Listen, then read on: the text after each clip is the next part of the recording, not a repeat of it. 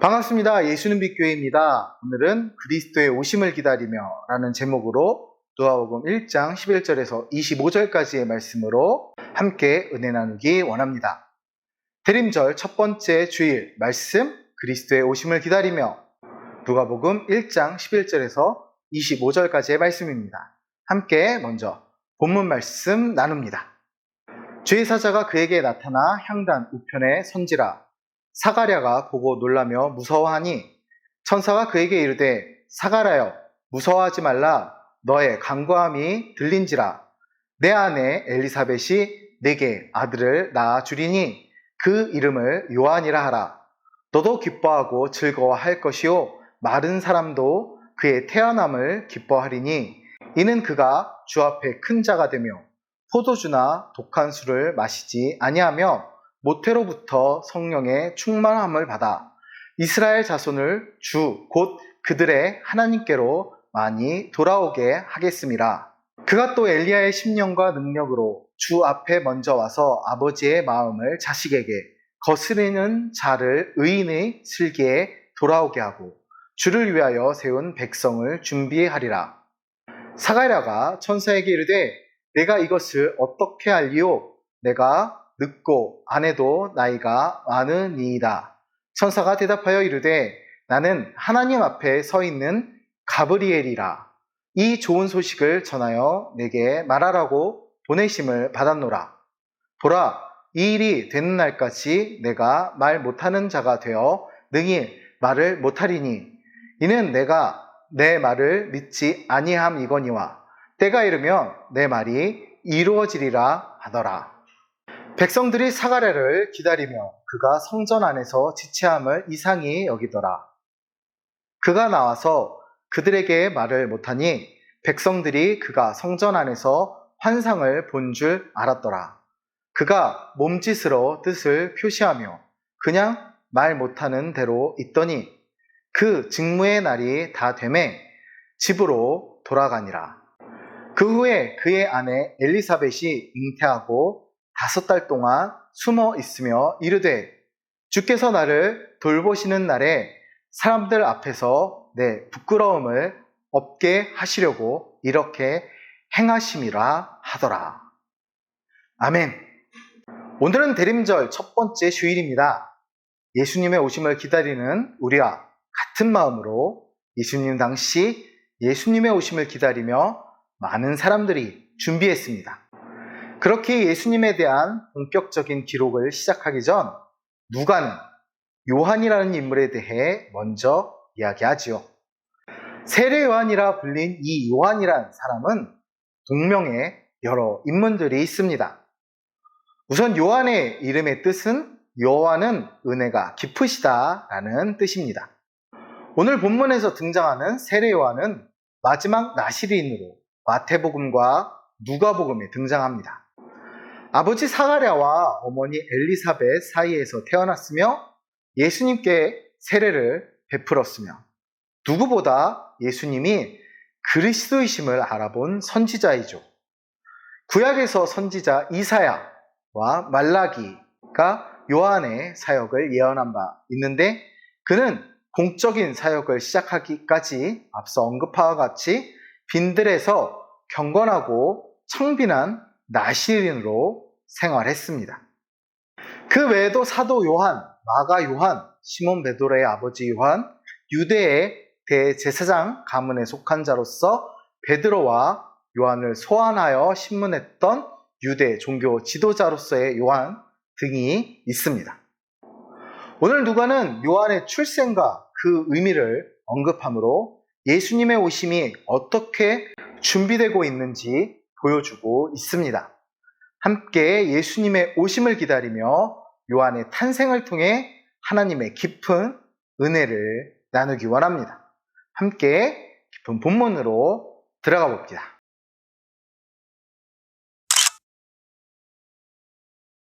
사가랴가 제사장의 직무를 수행하고 있을 때 하나님이 보내신 천사가 그게 나타납니다. 이 천사는 말라기 선지자 이후 400여 년 동안 주의 계시가 끊긴 상황이었기에 더욱 믿기지 않는 일이었습니다. 후에 나오지만 19절에 나온 것으로 보면 이 천사는 가브리엘이었습니다.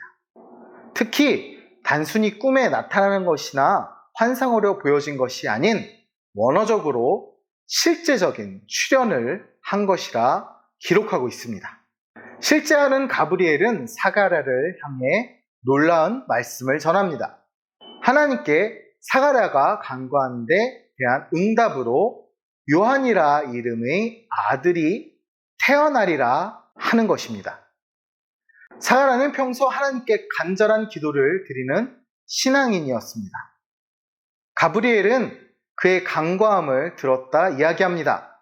그런데 여기서 사가랴의 기도를 잘 보면 그의 기도가 단순히 그의 자녀 없음을 한탄하는 기도가 아닌 이스라엘을 대표하는 제사장으로 분향하는 사가랴가 암울한 시대의 역사 가운데 구원의 시대를 열어주시도록 하나님의 은혜를 구하는 특별한 기도를 했다는 것이지요. 그렇게 이 응답의 의미는 단순한 아들을 주실 것이라는 응답이 아닌 메시아의 임재에 대한 예언의 응답이기도 한 것입니다.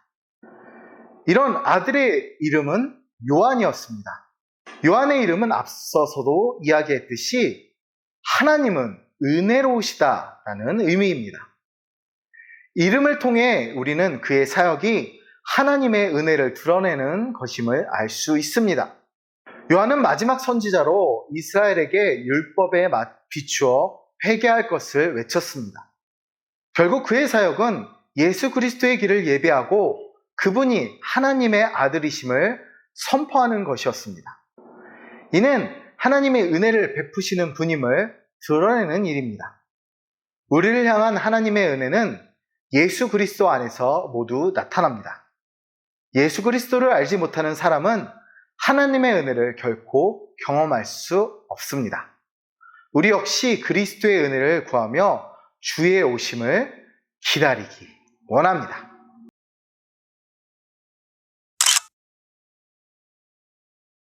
천사는 사가랴에게 하나님의 은혜를 선포할 요한에 대해 보다 자세히 말해줍니다. 그의 출생은 아버지인 사가랴뿐만 아니라 많은 사람에게 큰 기쁨이 될 것입니다. 왜냐하면 그는 하나님 앞에서 큰 사명을 감당할 것이기 때문입니다. 그렇기에 예수님은 이렇게 말씀하십니다. 내가 너희에게 말하노니 여자가 낳은 자 중에 요한보다 큰 자가 없도다. 그러나 하나님 나라에서는 극히 작은 자라도 그보다 크니라. 예수님의 칭찬을 받은 세례 요한 또한 그는 마치 구약의 나시린처럼 구별된 사람으로 포도주나 독주를 마시지 않을 것입니다. 거룩한 사람이라는 이야기입니다. 우리가 추구하며 우리 삶에서 찾아야 하는 것, 바로 거룩함이 세례 요한이 보여주는 삶이죠. 무엇보다 그는 어머니 뱃속에서부터 이미 성령의 충만함을 받을 것입니다. 누가는 이러한 삶이 곧 성령에 붙들린 엘리야의 삶과 동일하다고 밝히고 있습니다. 요한이 엘리야와 같은 사명을 감당한다는 언급은 말라기 4장 5절의 말씀의 성취입니다. 함께 볼까요? 보라, 여호와의 크고 두려운 날이 이르기 전에 내가 선지자 엘리야를 너희에게 보내리니. 그렇습니다. 바로 이러한 구약 말씀의 성취가 세례 요한을 통해 이루어집니다. 누가는 사도행전에서도 그렇듯이 누가복음에서도 하나님의 일하심이 성령의 능력으로 이루어진다는 사실을 반복적으로 강조합니다.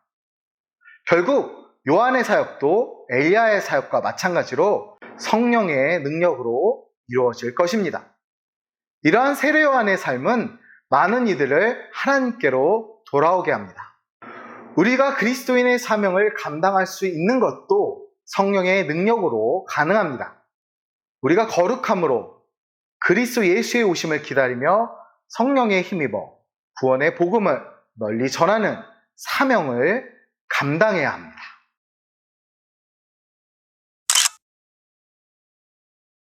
사가랴는 천사가 들려준 놀라운 소식을 확신하지 못합니다. 자신과 아내는 이미 나이가 많았기 때문입니다. 아마 이미 나이가 많았기에 그는 자녀에 대한 희망이 없었을 수도 있습니다. 19절을 보면 앞서 이야기했듯이 천사는 자신이 가브리엘이라고 밝힙니다. 성경 전체에서 가브리엘은 구약 성경에서 다니엘서만 2번 나오고 신약 성경에서는 누가복음 1장에서만 2번 언급됩니다. 그 이름의 뜻은 하나님의 사람입니다. 미카엘과 함께 성경에서 언급된 두 천사 중 하나로 대개 하나님의 거룩하신 뜻을 전달하는 메신저로의 사명을 감당하였습니다. 방금 말씀드렸듯이 성경에서 4번 언급됐는데 다니엘에게 환상을 고지하기 위해서 또 70일에 곧 490일의 예언을 고하기 위해서 제사장 사가랴와 그의 아내 엘리사벳에게 세례 요한의 출생을 예고하기 위해서 또 마지막으로 동정녀 마리에게 예수 그리스도의 탄생을 예고하기 위해 나타났습니다. 오늘 본문 20절에서 자신의 말을 믿지 못하는 사가랴를 향해 가브리엘은 요한이 태어날 때까지 그가 말을 하지 못할 것이라 말합니다. 이제 제사장의 직무를 감당했던 사가랴가 성전 안에서 오래 머물고 나와서는 말을 하지 못하자 사람들은 그가 신부한일을 거명한 것으로 생각했습니다. 천사가 전해준 대로 엘리사벳은 결국 아이를 가졌지요. 이후 엘리사벳은 5달 동안 숨어 있었다고 말합니다. 그녀는 임신 사실이 부끄러워 숨었을까요? 아닐 것입니다. 왜냐하면 임신한 후 5달까지는 외형적으로 잘 드러나지도 않거니와 유대인에게 있어 임신과 자녀 출산은 전혀 부끄러운 일이 아니었기 때문입니다. 오히려 모든 사람에게 자랑할 정도로 기쁜 일이었기 때문입니다. 더욱이 나이 많아 임신할 수 없다고 여겼던 엘리사벳에게 있어서 이 임신은 더 감격스러운 일이었고 이웃 사람들에게 알리고 싶었던 일이었을 것입니다. 그렇다면 엘리사벳은 왜 철저한 은둔 생활을 했을까요? 아마 그녀는 하나님의 특별한 은총과 잉태 예언으로 인해 갖게 된 요한의 성장과 그의 사명 등을 위해 하나님께 기도하는 시간을 필요로 했을 것이며 그 특별한 사명을 가지고 태어날 아이의 영육간의 구별됨을 위해 각별한 몸가짐을 필요로 했을 것입니다. 이로 인해 그녀는 사람들을 의도적으로 만나지 않았을 것으로 우리가 추측합니다. 그러나 그녀의 이러한 은둔 생활은 6개월째 되는 시점에 깨졌는데 이는 누가복음 1장 39절 40절의 마리아의 방문 때문입니다. 또한 이러한 그녀의 은둔이 전혀 임신 사실이 부끄러워 시작한 것이 아님을 밝히는 것은 25절에서 그녀 스스로 사람들 앞에서 그녀가 자녀 없음을 오히려 사회 분위기 속에서 부끄럽게 늙어 죽을 수 있었는데 오히려 늦은 나이 자녀를 갖게 되므로 자손을 이음으로 그 부끄러움을 없게 하셨다 고백하는 것입니다. 우리는 계획하신 대로 구원의 역사를 성취해 나가시는 하나님을 겸손히 섬기고 찬양해야 합니다. 그렇게 그 역사에 참여할 때 구원의 역사는 그리스도 예수를 통해 완성되어 갑니다.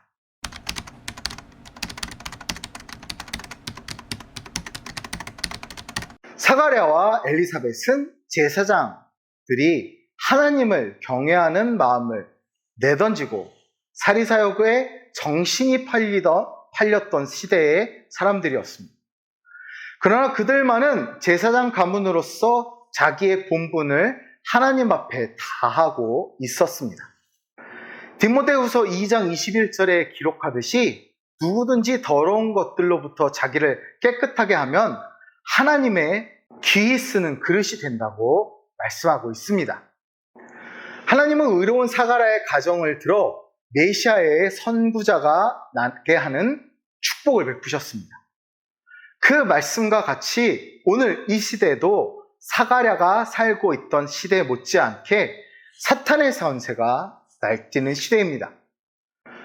교회의 수가 줄어들고 있습니다. 성도도 줄어드는 세상이 왔습니다.